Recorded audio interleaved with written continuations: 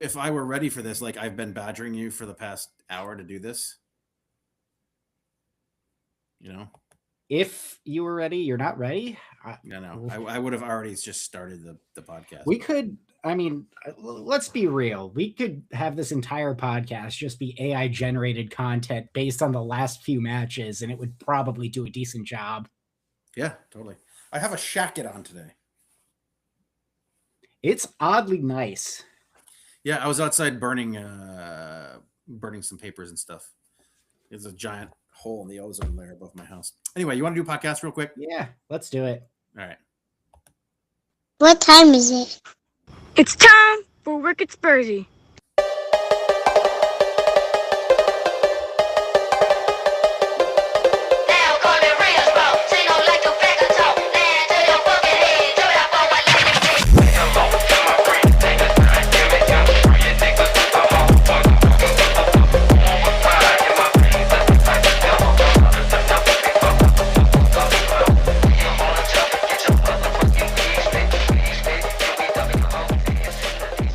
Hey, this is Wicked Spursy, Mike and Steve in the house, coming to you just moments after the thrashing in Madrid. What a fun time to be a podcaster. Mike, how you doing? Well, Steve, I don't know if you listened to the bonus episode that I did on the weekend.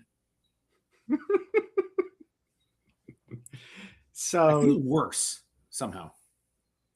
Worse.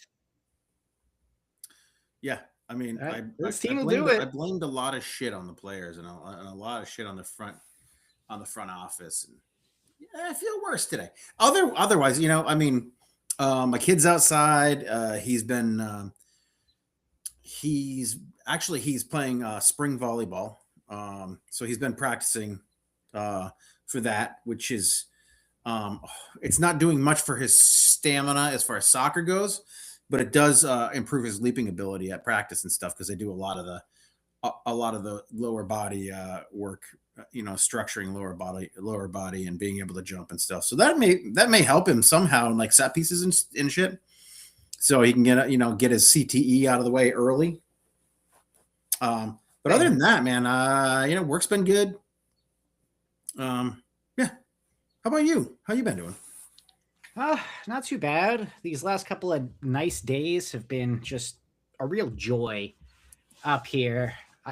I know it's not going to last. It's fall, spring. We get just that little taste of nice weather before it plummets, and I think we got snow coming in at the weekend. I won't be here. I'm going to be down in Massachusetts at a game or at a tournament. That they told us when we get down there, they may not play it. That seems poorly organized. Well, the fields can't be plowed off. And I don't know if you remember, they got 39 inches of snow down there last week. And there's still like 5 inches of snow, but it was 70 degrees all day. So hopefully by like Saturday, it'll be, at least the snow will be gone and we'll be able to know, like, it doesn't mean the field conditions are going to be great because it's all grass. Like where the U14s and U16s play is all grass fields, and everybody else gets to play on nice turf at these giant fucking high schools that they have outside of Boston. The rich suburbs of Boston. They have these giant turf fields at the high schools.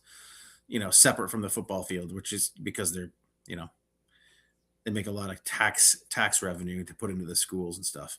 And then like the tournament, the club that runs the tournament itself has this giant complex with about 30 fields. You'll see it someday when you're, when you're chest deep in far post tournaments.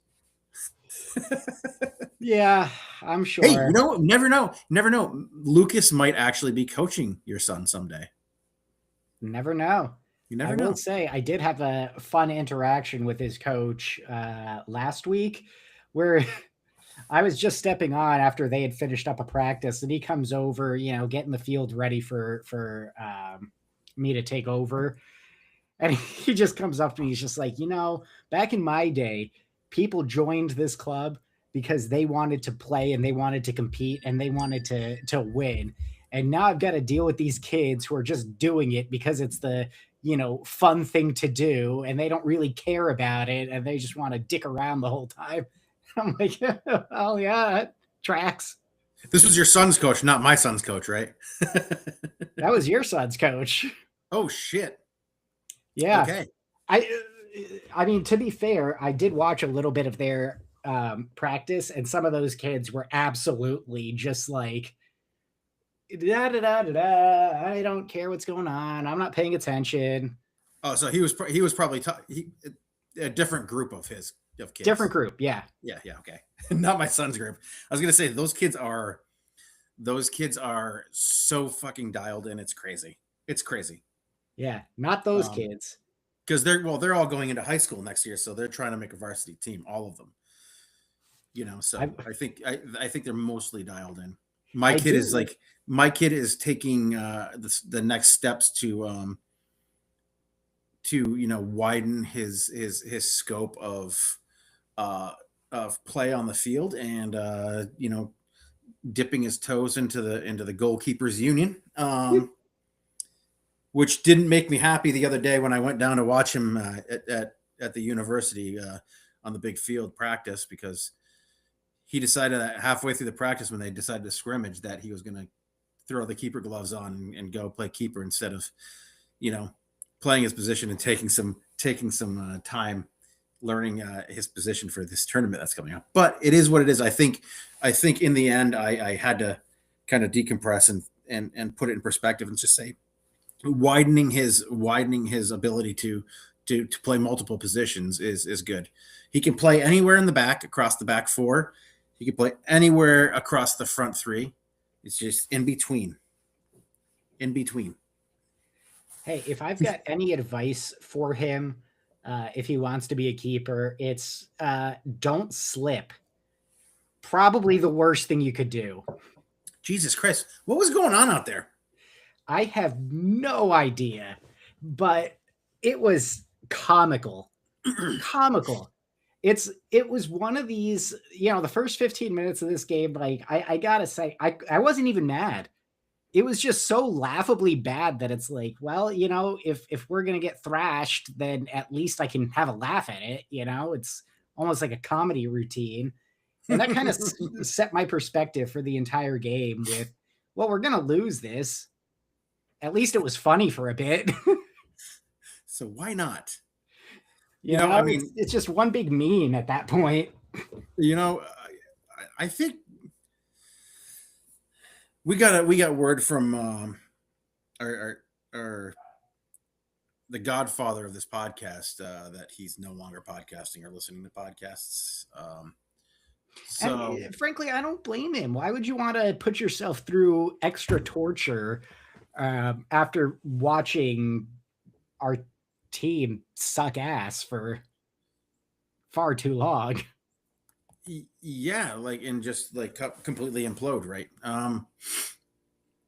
And I think it's and it's the same thing we've been talking about year after year after year. So I mean, do we need to go through the goals that were scored against us and tell everybody what was wrong? No, everybody watched the match. Anybody who's tuning in right now to watch us, which I hope you're not. We Are Tottenham TV probably has a better product out there right now. Go take a walk. I mean, regardless of what podcast it is, just go take a walk after a game like this. Taking a walk. Yeah. You have a dog, go out there, walk your dog, walk your pooch. He's happy. It's fall spring. Fall spring usually happens in early February, late January, but it's fall spring, and go out and get your dog a walk. But I can say so where I was at, I was very, very, very upset over the weekend. I think I only did 9 minutes. In where I was at then, I haven't changed my mind now, but there's, and I'm going to double down on something I saw out of one particular player today. Mickey Van de Ven, get out of my fucking club. Get out of my club. I'm done. I'm fucking done. I Jed Spence, get out of my club. I have no ability to forgive athletes if they don't try. Mickey Van de Ven has given up. Jed Spence has given up, and he's lazy. And it really sucks. I mean, it really sucks. It doesn't feel good to be a fan right now, and it doesn't. And when I can take being embarrassed by my club if they're fucking trying, but I just can't. I can't accept from these players that are making $100,000 a week, like something that like you and I don't make in a year. I can't accept that, and I don't think the fans should accept it. And and if the upper management doesn't want to do anything about it, then it's on it. Then it's also on them. They have to do something about it. And I will say also, the selection of Kinski by Tudor today was I thought was trying to send a message to Vicario, but it was not the right place to put to give Kinski his first start in a year. Let's be real, though. When's he going to play him? Liverpool, he would have been embarrassed. Nottingham is, a relegation 6-pointer. You don't want to make an experiment like that then. We were never going to progress in the Champions League. I know there are fans out there who, want to hope and dream and, well, what if we get relegated but win champions? It's never going to happen. Never. Never in a million years. It's not, and it's not going to, and we weren't going to get past the next round anyway. Even if we did somehow find a way, I mean, we were never getting past the next round. Yeah. And that said, like, I feel like this field is one of the weaker fields in the Champions League in years. And there's an opportunity for Newcastle United to go on to the Champions League final. There is. There just is. And Newcastle's been performing very, very well in Europe, and similar to the way that we performed last year in Europa. And you know what? Kudos to them if they go on and do it. But the way that we are approaching the Champions League right now, it just looked to me like looking at the lineup and looking at that first 10 minutes, it was like the players have given up. I don't know if they're being instructed to fuck off the rest of the Champions League, but if you're going to be in the relegation zone in the league, you better make some money in the Champions League, for progressing on. You better try your fucking damnedest, because if you're gonna be relegated, you're gonna lose hundreds of millions of dollars next year, and that's gonna be a problem. And that's gonna be a problem because you're gonna lose players too. And you know what? They should have a chalkboard or a whiteboard in the front offices at Hotspur Way right now, writing down names of players that they're gonna sell for top dollar, because you can't sell them all, right? I would hold off on that until after you've gotten rid of the hierarchy, because it's all rotten from the top, right? Between Vinay holding on to Frank way longer than he had any right to Long signing fucking for the future. What future? We're in a relegation battle now because of his negligence. He talked about not wanting to panic buy. Well, guess what? We kind of needed a panic loan at the very least, but he did nothing. So he needs to go. Vinay needs to go. It still blows my mind that they're trying to find a second sporting director to allegedly work alongside Long. No, especially if we get relegated, fire Long and get somebody else. You don't need two. You have one that barely does anything and does it poorly. Get rid of him. And then once you've got a new hierarchy in place and they can agree on who's going to be permanent manager going forward, only then would I start chopping players.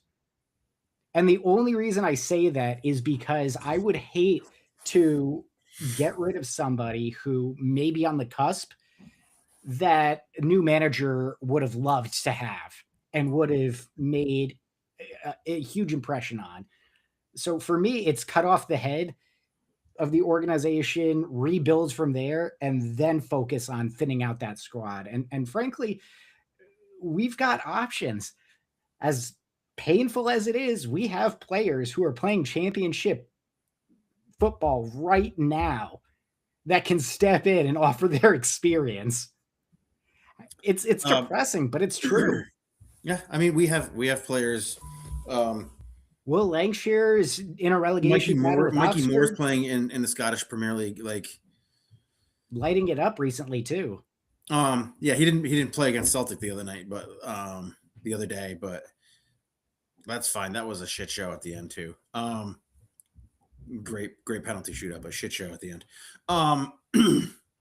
You know, and I'm not really into religious battles on the pitch, but like that was as thick as it got. But yeah, I mean, we do have players that are playing in the championship. They're playing at levels that are around the championship levels. I honestly, like, if I'm management and I have these guys under contract, I tell them to go get fucked if they want to get sold. You know, because where's all this war chest of money that they talked about for the past 3 seasons that they were going to spend, and they didn't spend anything, right? They brought in Conor Gallagher. Who gets paid a lot of fucking money, right? So, and has offered little to nothing. Right. And, you know, we thought Conor Gallagher was going to be this monstrous player, you know, this box to box midfielder that's going to connect everything with Xavi Simons, who puts in an MLS style, you know, performance every once in a row, every once in a while. And it's you know, I just don't know. I like to say it's not for lack of trying, but it is for lack of trying. I think that, like, they gave up that first goal. Sure, that first goal was fucking calamitous, really, and embarrassing. But like the second that anything bad happens to them, they just fucking fold up. And it's been the culture of Tottenham since 2020, since Pochettino left. It's been the culture of Tottenham. Under pressure. And you know, maybe Conte was right. Maybe Jose was right. We would fucking kill for Jose right now, because Jose never. You know what? Jose never would have let Harry Kane go. Like I'm said, just saying. It's like the organization. It's the top down. You know, things need to be gutted. You know, we need a completely different sporting director, long out. We need a new CEO or president or whatever, because Vinay just is fucking clueless. He's the type of guy who, you know, struck oil with Arteta at Arsenal, and he thinks he knows everything. And frankly, I'm not seeing anything from him that indicates he has half of a clue. He's just completely fucking lost. And a lot of the messaging that comes from him is kind of tone deaf. You know, it's the type of message that you would hear from, of course, somebody who is incredibly wealthy trying to tell somebody who is living paycheck to paycheck, oh, it's not too bad out there. Things are fine. No, they're fucking not. Are you kidding me? What reality do you live in? You know, we live here on Earth where people are struggling, but he's up there in the clouds just, yeah, this is fine. I saw a table earlier today, I think, that was talking about how much money managers were being paid this season. Thomas Frank was near the top of the list too, which is just baffling to me. Yeah, I don't get it. Like, where are we looking for these managerial spots? And you know, for years and years and years, even with Jose, I said, managers have to manage players. And I still believe that. Yeah. I still believe that. But when you have you can't bring in somebody, and we thought like maybe he would come in and whip everybody in the shape, but like, you can't come in and bring in, the new boyfriend and be like, this is going to be your new stepdad. Listen to him. I think Those kids are still going to be fucking assholes, and they are biggest fucking problem- assholes. Romero's a fucking Yeah. asshole. Yeah. Mickey's a fucking asshole now. Mickey was like the good kid, and then he got into some trouble and found out was fun, and now he's the bad kid. See, the biggest problem for me is, when Frank came in, he was supposed to have this, like no assholes policy, right? No We were dickheads. going to- Yeah. Yeah, we're going to keep things level. Everybody's going to fight for one another. And then did you see the French interview that Tell gave? Where No. he basically Tell in an interview said that, he had complained about his how Frank was trying to use him and Frank froze him out. And yeah, we kind of guessed that, with how little he was playing, the chip on his shoulder, all of that. And I'm not saying that Tell is the type of person that is going to propel us forward, but he puts effort in. It's not always successful, and sometimes I think he gets a little bit carried away, but it's that level of effort that we desperately needed. And to hear that he was being frozen out because he said, hey, this isn't my preferred position, it just, to me, that says less about, don't be an asshole, and more about Frank just like not wanting to be questioned, not really respecting the players. It's he said, she said, right? We don't know what really happened, but given the evidence, I would say that the way Frank was managing, and I use that term loosely, players, pretty non-existent. It's pretty bad. And now we've got folks calling for Tudor's head, which, I get it. He's been in charge for 4 games now, haven't won a single one. But at the same time, what do you do? You could bring in Mason. You could bring in somebody else to see out the Bring last in couple of fucking games. Harry Redknapp. I mean, Anybody, right? somebody with lily white blood, that will come in. He was going to do it for free. I don't give a fuck at this point. Bring in that fucking MAGA Sean Dyche. I don't fucking care at this point. I honestly think that these players are so far checked out that, they could bring fucking Pep Guardiola straight from Manchester City. They could bring in Jurgen Klopp. They would still fuck around. It's a toxic culture through and through. And, Tudor's not lasting beyond the summer. We all know that. There's no way he's a permanent hire. No, And he's not lasting past this weekend, Steve.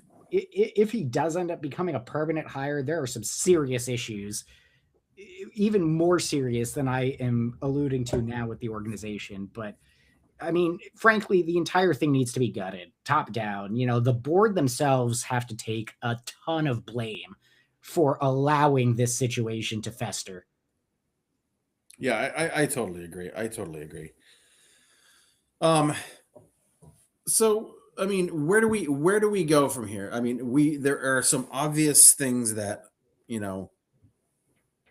that we have to look at. Like, do we? I mean, it just seems like Tudor at every turn has just got. Yeah, this is just what I think. At every turn, so far, every opportunity he's gotten to get a lineup right, he's gotten it wrong. And I think that's where part of the issue is he's just gotten the lineup wrong. I think he got the lineup wrong today. Like, I get it. I get, like, we have to save the league, but at the same time, it's like, this is still the Champions League, right? I don't know, man. Like, you don't put Archie Gray and Pap Sarr in the middle together. You have nothing linking the back with the front. You have nothing. And you certainly don't put Archie Gray at a fucking 10. or whatever was going on in the midfield. Look, I'm going to look at the bright spots. All right. Richarlison, I think, as long as he stays fit, he needs to be starting. He is somebody who tries to make things happen. His assist. Well, relegation battle Richarlison is like that's like a special character unlock in fucking Mortal Kombat, man. Pretty much. His assist to Porro was just emblematic of the kind of, pressure and energy that you want in a team in this position. Porro, another one, bright when he's on. Unfortunately, and we all know he does have some frailties, so he does need to be kind of babysat a little bit. But when he's on, he also needs to be in a system where he's a wing back and not a right-sided back four. Absolutely. I thought Solanke's goal was well taken today. Hopefully that helps get some of the rust off. We're going to need goals ASAP. From an energy perspective, I don't know, man. I'm hoping that Vicario turns things around, given he has no reason to. Kinski was so comically awful that he's got to feel pretty confident in his position right now. But at the same time, I'm hoping that being benched was humbling enough for him to kind of screw his head on a little bit tighter. But there are players out there who are putting in effort. It's just that there's only like 3 or 4 of them, and we have 11 players on the field. So, let's do the math. It's less than half, which isn't ideal. Yeah. I mean, I'm at this point, Steve, where I'm just like,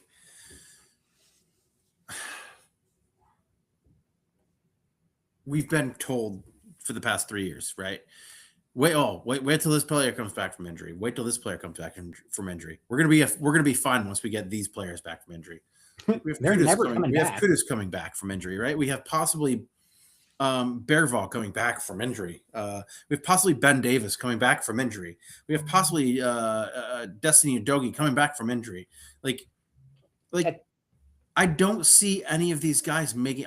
Maybe Kudus makes a difference, but not in time.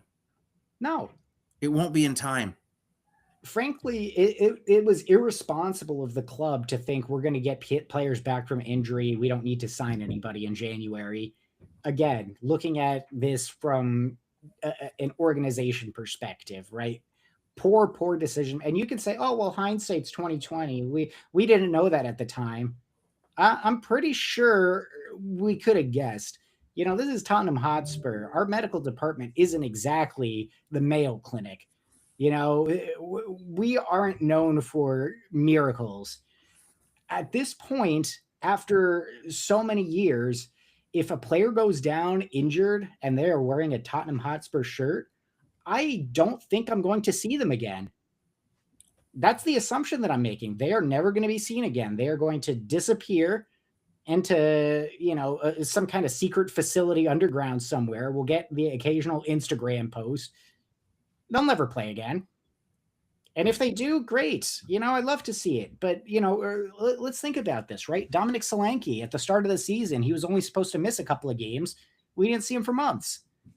Kulusevski, he was supposed to be back by Christmas time. We are now into March, and he is no closer to coming back.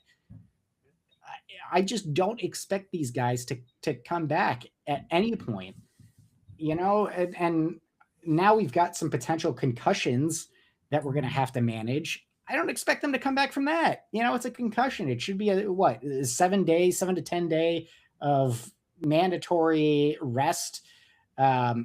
If we see them again in 7 to 10 weeks, I'd be surprised. That's how little faith I have in the medical team. So for Spurs to come into January and think, well, we'll get players back, was so fucking stupid. Absolutely irresponsible. It's irresponsible, and it's been a common theme for the past 3 seasons. Absolutely. Wait till these guys come back, and it's not, and it's not that. It's upper management, it's coaching, it's team selection, it's squad selection. and sure, a lot of the problems lie with not having depth, and even when we started to build depth, that depth died because people were getting injured, and then that depth had to play minutes that they've never ever played before, right? Yep. And we burned them out, and they got injured, like hamstring injuries, man. We had numerous hamstring injuries and and I was still contend to this day that those hamstring injuries happened because of the way that Ange is set up, right, in the back, and that happens, and that's how hamstring injuries happen. It's from starting and stopping very quickly. It is from fast 20-30 yard runs, right? It happens in the NFL all the time. That's how hamstring injuries happen. But these other injuries that are happening, the knee injuries, that kind of stuff, it is down to the coaching, but it's also down to the medical staff not knowing how to deal with these injuries. And you're right, it's not the Mayo Clinic, because if the Mayo Clinic were running Tottenham Hotspur, they would cut out the cancer. Yep. You would hope. That's hope. kind of where I'm at. But look, the thing that absolutely drives me wild about this is, you've got these guys who, oh, well, summer's coming, right? We're going to have, they'll be able to recover in the summer. It's a fucking World Cup year. None of these guys are going to be recovering in the summer. They're going to go and they're going to play a tournament in 90-degree weather across the United States and Mexico and maybe Canada, where ice is going to be beating them because they're foreign. They're not, or they're not going to get to play because they're in Foxborough. Yeah, pretty much. I mean, it's these guys who are in charge of this club are so fucking thick, and what can we do about it as fans? Stop showing up to the games. We have the luxury of not doing that because, frankly, we can't. We're literally across the ocean. But for those of you who are local and do go to these games, stop. I can't imagine having spent money to go away to Madrid and watch that. Again, hindsight being what it is, that was awful, a complete waste of money. But it's also something that should have been expected. This isn't a team that has shown a lot of promise.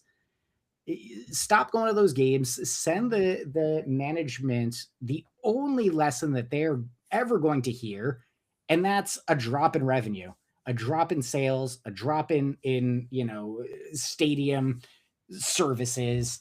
That's the only thing they will listen to. Yeah. And for anybody who thinks that dropping down is gonna fix anything, you lose a lot of money. You lose a lot of players, and there's no guarantee that you come back up.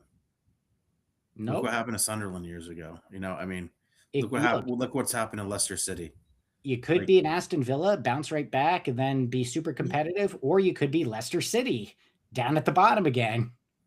Right, and Leicester City's looking at another drop, right? So dude, don't say that it's going to fix the club, because I don't think it does.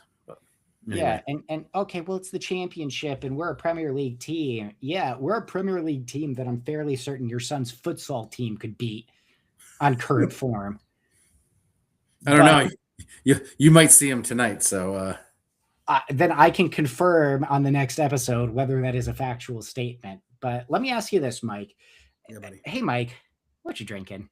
Oh, well, given the fact that I have to go to a futsal game for my son that you're refereeing, which is just chef's kiss. It's 6:30 p.m. here. Don't worry, I've got my red card ready just for you. Steve is the only referee who's appropriately dressed at these games, and that was mentioned by a number of people last week when he was reffing on the other side of the field, or the other side of the indoor arena. But just wait till you hear that. Last time out, I gave 2 penalties, and I'm pretty sure I'm the only ref who actually pulled a card out on a kid. Yeah. I think you should do that tonight. I think you should give Lucas a red card at halftime, just to be fun. Anyway, listen. Today I found this, and I've been waiting for this for a long time. Because the 2025, I have Bourbon County. I have the Goose Island Bourbon County. Trying to remove the price tag that was on the front. So the 2025 version, like every year, like Bourbon County is somewhere between a beer advocate view or beer advocate score of 95 to 100, right? This one is the 2023, and I found this one. It's the proprietors version. So the Bourbon County beers are like stout that are aged in bourbon barrels. They're made by Goose Island Brewing Company, and so the deal with these beers is that you're supposed to buy them and they're supposed to let them age like 5 years, really, because they develop more and more flavor, and all of the different flavor notes come out over the years. So I bought, and I want to do this. I want to do this because I bought 5 of these. Once a year, I want to try one of these beers, and let's just mark it down. We'll mark it down right around my daughter's birthday, which is in 2 days. That Ooh. in March of each year on Wicked Spursy, we will do the next bottle to see how the taste develops. I'll write down the tasting notes and see how the taste develops. So we're 3 years in now. I have 5 bottles of this. One might just go in the liquor cabinet, but this beer is supposed to be like rice pudding. I don't know. That's kind of the Seems notes. weird, The notes I okay. get. It gets the 2025 got a 100 on Beer Advocate. This one gets a 95. It says. So the proprietor stout is it is like the brewers. It is the brewers version of the stout for that year. I'm very excited. So this is supposed to have notes of like vanilla, cocoa, cherry, just based on the bourbon barrel that it's kept in when it's fermenting. So and aging. I gotta grab my favorite railroad tie bottle opener. I'm really excited for this beer, but this is supposed to have notes of rice pudding. It says. I don't know what that means. You're gonna have to tell me. That's an okay. Dude, like dude, just the smell from opening. I'm gonna put it in a classic stout glass. But just from opening it, it's like you get hit with black cherry, you get hit with bourbon, you get hit with some vanilla, but it's like black cherry bourbon chocolate. That's what I'm getting right now. It is like fucking motor oil. It's like used motor oil. I don't know if I should pour this whole thing, or maybe I shouldn't go to my son's game after this. Only you know. That's okay. Amy's driving. So. Oh, there you go. Yeah. I had to drive home last week because of the snowstorm, but. Oh, right. That. Mildly fizzy. It's not a nitrogenated stout like a Guinness or anything like that. It is a classic stout. Goose Island is owned by InBev. I'm not positive about that though. But it is from Chicago. They are Chicago, Illinois. This beer is it's said to be actually enjoying a snifter. I should have brought a snifter down. I do have a snifter. I'm going to change my glass. It's a double pour, Steve. Here we go. I don't know if this is going to change anything. 14% alcohol. Good Lord. Here's to you, Ma. Here we go.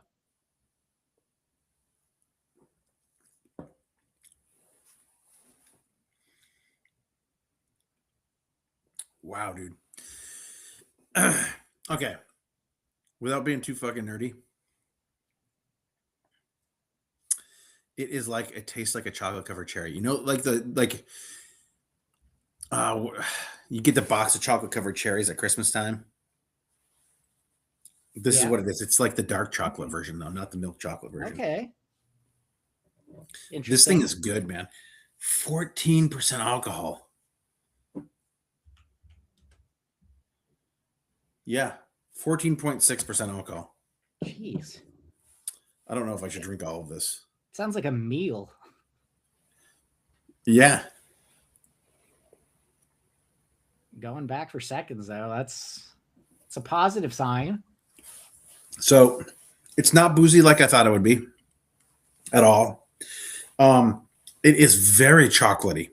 It tastes, the mouthfeel is like deep, deep dark chocolate, man.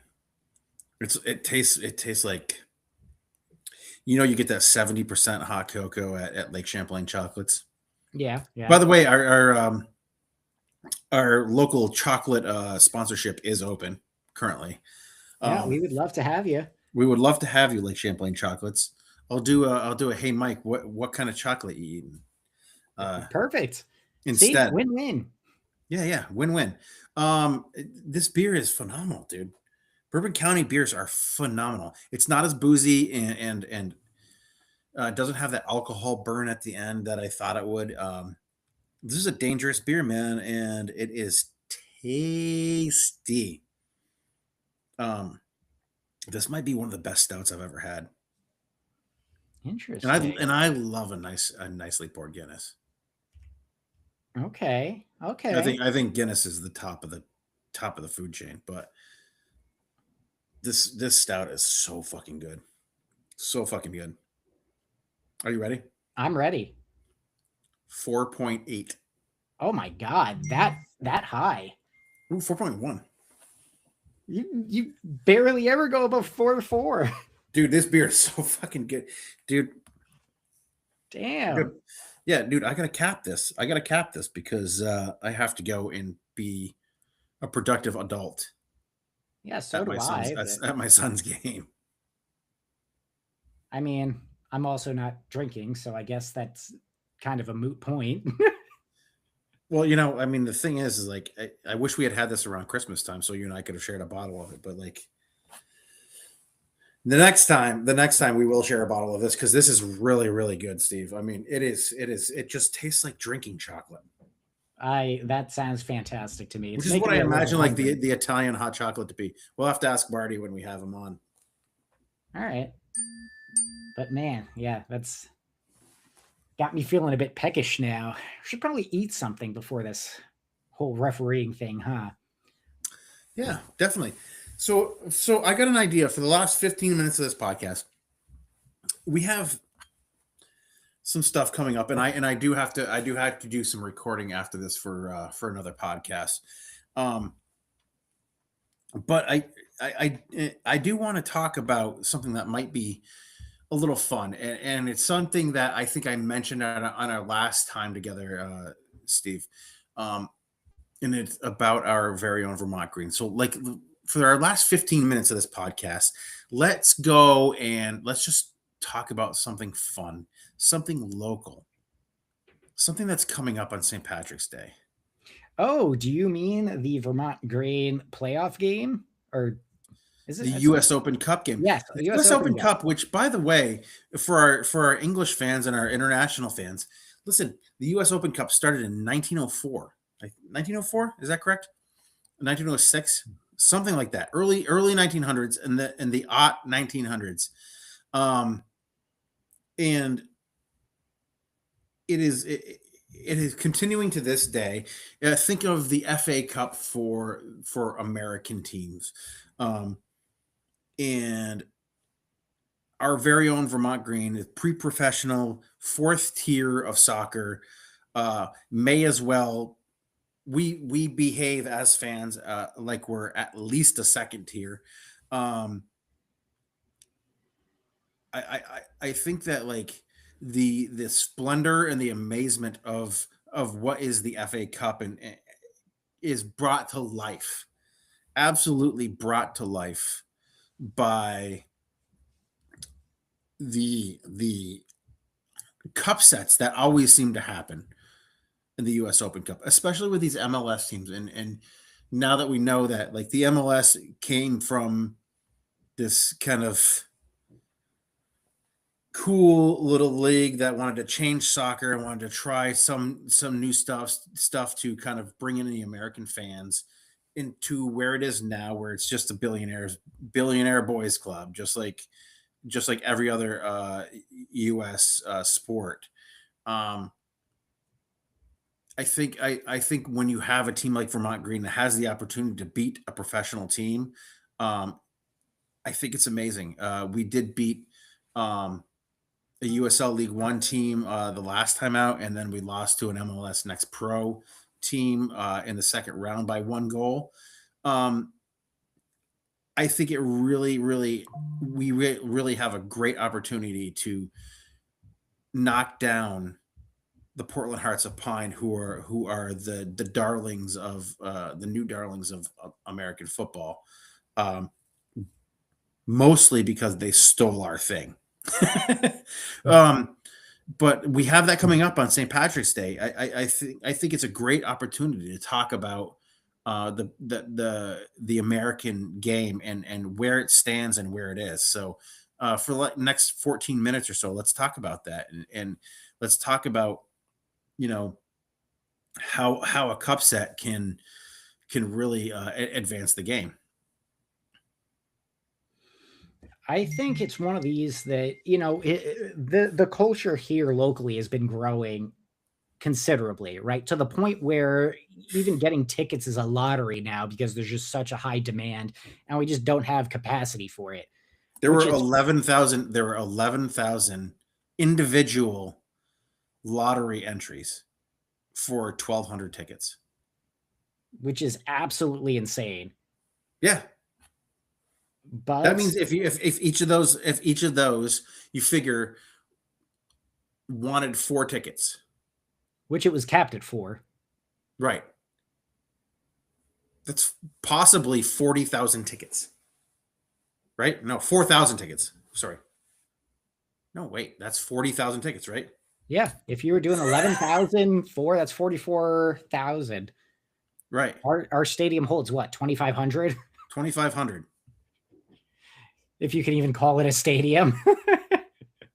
We'll have news on that too in a second. Let's turn this into a Vermont Green podcast. That might as well. Hey, you guys who are here for the Spurs stuff, this is the happy news. This is the happy if you want to news. be miserable with Spurs, feel free to turn it off. We're gonna have some happiness for a little bit. Feel free to indulge with us. And who knows? Maybe you'll check us out in the summer when we start playing a little bit. Our games are streamed live for free. Yeah, so I can tell you that straight off the top, Vermont Green is bringing in a lot of new players, a lot of returning players. For what it's worth, right now, Vermont Green has announced players that are coming in for the U.S. Open Cup, and for the season that were drafted into the MLS. And Nick Herseg decided that he wanted to finish college. So he could have very well been the backup keeper for was it DC United this year, or no, Dallas FC. Sorry, Dallas FC. He could have been their backup keeper, and instead he decided that he wanted to go back to college, ask permission of the team. He went back to college, came back to Vermont. He's staying at Vermont despite Vermont's coach leaving. We also see Ryan Zelafro, who is at UVM right now, will be transferring to North Carolina. They've announced Alex Hall, Gabe Fernandez, Brandon Marshall. These players are all players that are coming back to Vermont Green from the national championship team. These are all players who were drafted or who have been contacted by MLS, USL Championship, and USL League One teams, who are being loaned back to the Vermont Green to continue to develop, and which is great for these young kids. And I think that, like, when they have the opportunity to play in a tournament like the U.S. Open Cup, it really highlight, and the fact that they agreed to play, it really highlights what this club is about, and how that this club has not just endeared themselves to the people in the community here in Burlington, Vermont, and we're not a huge city, how they have endeared themselves we're not a huge state, how they've endeared themselves to the folks that don't get out there and play, but they've also endeared themselves to the players who want to come back and play for that badge. It's a thing we don't see a lot, with Tottenham right now, right? That these guys want to come back and play for the badge. They're not getting paid to do this. That's right. And I think it's a testament to and they show up and they put effort in. Yeah, and a lot of it is because they want to become, they want to get to that next level, right? They want to get to the USL One. They want to get to the USL Championship. They want to get to the MLS, or in like the case of guys like Bernardo Prego or Felipe Diagostini, like, play internationally. Diagostini's playing in the A League right now in Australia. Bernardo Prego is playing in Portugal in their second division in Portugal right now.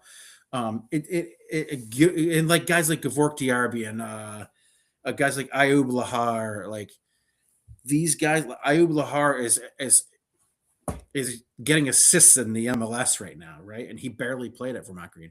But these guys who have given themselves to the developmental club that is the Vermont Green, it's pretty amazing. Vermont Green started off with a mission of social justice, right?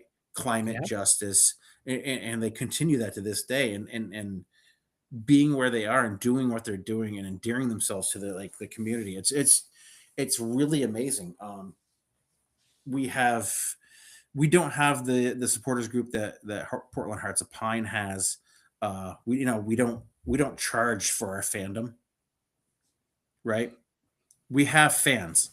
We have 2,500 screaming fans that will come and listen to me basically yell at teenagers on my megaphone, and lead the cheers, and I know I took this over on you, Steve. I'm sorry, but No, I think that it's very important to talk about these lower leagues, and what can happen with a cup set victory, and how that can propel a lot of these players to higher levels, and what it means to be part of a club and part of a team and part of and playing for a badge. The community itself is bought in. The state is bought in, and I think like World Soccer is bought in. Like there's people that contact me all the time on my other podcast about being on the podcast, about giving some time to myself and Tyson and Sam Letoff at the Blazing Musket to talk about Vermont Green. Vermont Public Radio has picked up a segment that we're going to be doing, hopefully throughout the summer, talking about the Green and talking about their defense of the national championship for next year. So I think we just need to continue to talk about these lower league clubs that are doing great things, not just in America either, like in other leagues, in other countries. And hey, our Tottenham Hotspur might be a lower league club soon. That's correct. And they can do great things. Yeah, we just gotta, we gotta keep the love. I mean, they won't be playing at Virtue Field. I can say that. I don't know. They might at the rate they're going. Maybe that'll be their summer tour to try to recoup some money. Yeah, maybe if they're in the championship, they won't have to go to Korea and get everybody injured. They probably still will, because it's Tottenham Hotspur, but it's not for lack of trying, I guess. It's not for lack of trying. And just as a final thought for me, I'm going to give you a final thought here, just to kind of plug myself a little more. Tomorrow, Tyson and I are recording our first segment for Vermont Public Radio on the Vermont Green, but also I do want to plug the United in Green podcast. I think we're doing some great things for our club and for a little more exposure to our club that people might not be able to have, and give you a little insight. We do have some insight. We have a little more insight being part of the supporters group and knowing the ownership. So we do get that kind of throw a little personal touch in there when we're podcasting. Right now we're in the off season, so we're doing a lot of interview pods. On Thursday, we have Nathan Messer on the podcast. Nathan Messer was an OG player for the Vermont Green. He played for us for 2 seasons. He then went to the USL Championship. This kid is a baller, man. He is a legitimate baller. And he actually played for the team last year. He was probably the best player on the team we're playing. Last year, he was the best player on that team, Portland Hearts of Pine, who are from Maine, a New England rival, a newly minted rival of Vermont Green. They want to paint this as a rivalry. We want to paint this as our coming out party when we beat them. So Nathan Messer will be on our podcast. Please, if you can, go to blazingmusket.com, subscribe to their pay tier. You're going to get a lot of great USL and MLS content. And on top of that, you're going to get to see our podcast at theblazingmusket.com. And to be honest, I think we're the best podcast in their podcast network. Working on some Wicked Spursy stuff, but they don't want to support any particular EPL club. They're all about MLS and the lower league clubs.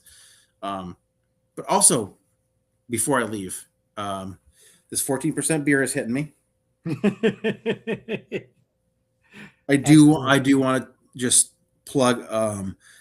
They will be starting a new podcast on the Blazing Musket called Swan Dive, and that will be a women's podcast that focuses on the Boston legacy, the very new the expansion team for the women's league, the professional women's league in the United States. So I just want you guys to go out there and support them if you can. You get a lot of great content, a lot of great U.S. soccer content. It's pretty amazing.